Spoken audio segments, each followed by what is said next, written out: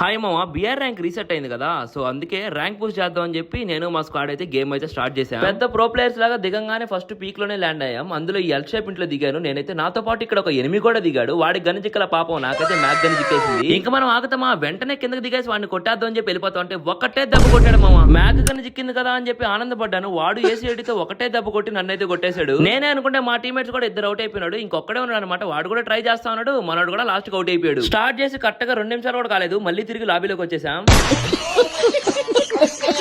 అప్పటికి మాకు బుద్ధి వచ్చిందా, రాలా. మళ్ళీ కూడా స్టార్ట్ చేసాం. ఈసారి అక్కడ ఇక్కడ కాకుండా డైరెక్ట్ పీక్ లోనే దిగేద్దాం, రష్ ఆడ్ అందరినీ కొట్టేద్దాం అని చెప్పి ల్యాండ్ అయిపోయాం. ఇది సెకండ్ మ్యాచ్ మా అందరూ రష్ స్కిల్స్ పెట్టుకొచ్చుకున్నాం. రష్ ఆడ్ అందరినీ కొట్టేద్దాం అని చెప్పి మళ్ళీ ల్యాండ్ అవగానే నా పక్కన ఒకటి దిగాడు. వాడైతే పారిపోయాడు. నాకైతే P90 చిక్కింది. ఈ వెనకాల నుంచి ఇంకొకటి గెలకుతున్నాడు. అదిగోండి ఊకంగా వేసుకొని వచ్చాడు. వాడైతే వ్యాన్ వెనక్కి వెళ్ళాడు. నేనైతే గ్లూ వెనకాలన్నా కవర్ ఫైర్ ఆడుకుంటా ఉన్నాం ఒకరం. ఈ గ్యాప్ లో ఎవడో పనికిమాలి లేదో నా పైన అయితే ఇది వేసాడు అనమాట హోమర్. అప్పటికి అతి కష్టం మీద ఒకనైతే నాకు చేసా, ఇంకొకడైతే నన్ను నాకు చేసాడు. వాళ్ళిద్దరు టీమేట్స్ మామ. మా టీమేట్స్ కూడా ఈ చుట్టుపక్కల ఉన్నారు. వాళ్ళు ఎంచక్క రివైవ్ ఇస్తా ఉన్నారు. నేను మైకాన్ చేసి అరుస్తా ఉన్నా, రండ్రా నాకు రివైవ్ ఇద్దరు రండ్రా, ఇక్కడైతే నాకైనాడని చెప్పి. సో ఫైనల్ గా మా టీమేట్ అయితే వచ్చేసాడు. నాకైతే రివైవ్ ఇచ్చేసాడు అనమాట. ఇంకా లేచి నేను ఏ మాత్రం లేట్ చేయకుండా జమ్మంట హెల్త్ కూడా వేసుకోకుండా ఫస్ట్ అయితే వాడిని ఒకటి హెడ్ షాట్ కొట్టి నాకు చేసాడు. వాళ్ళ టీమేట్ అయితే నన్ను నాకు చేసాడు. మా టీమేట్ ఎట్టబోయాడు అనుకుంటా ఉంటే అసలు ఇక్కడ ఎక్కడా లేడు. నాకు రివైవ్ ఇచ్చేసి మా టీమేట్ ఎప్పుడో పారిపోయాడు. కరెక్ట్ గా నేను ఫుల్ కిల్ అయ్యాను. మా టీమేట్స్ కూడా అందరు కిల్ అయిపోయాను. దరిద్రం ఏంటంటే ప్లాటినం లో కూడా మైనస్ పెట్టించుకుంటున్నాం మామ. మాకు దెబ్బతో బుద్ధి వచ్చేసింది మామ. ఈ రష్ ఆడడం మన వల్ల కాదు. ఎలాగైనా సరే ర్యాంక్ పుష్ చేయాలంటే క్యాంపింగ్ ఆడాలని చెప్పి మంచిగా ఒక ఇల్లు ఎక్కేసి క్యాంపింగ్ చేసాం. అలైవ్